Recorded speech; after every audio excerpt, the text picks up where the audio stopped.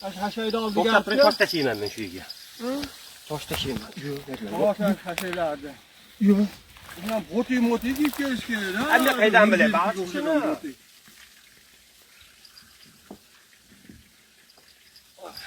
Qayga shu qo'yay? Ha? Ben qo'ya ben. Bo'ldi, mana shay ma'qul.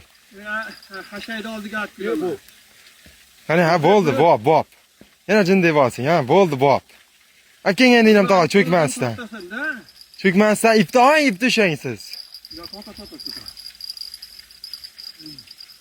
Fatib sekin. Akang endi. Haşakka apkilo, haşayni ichiga apkilo, haşayni ichiga. To'xtab turing. Haşayni ichiga apkilo, haşayni ichiga tiqib turaveradi.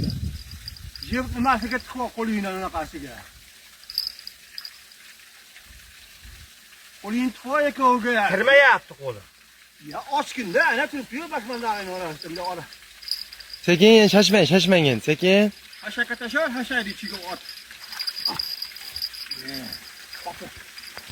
Haşayni ichiga tashar, qotibdi haşayni ichiga. Ana bo'ldi.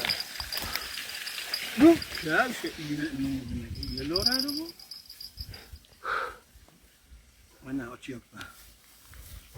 Bittasini bosib turib, bunday qo'lingdan nima qilmasin. Ketganchiga tashlaysan. Bittasi silonga urdi.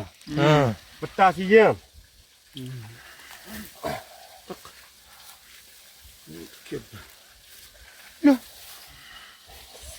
Yaman iyile. Bitta ikkita.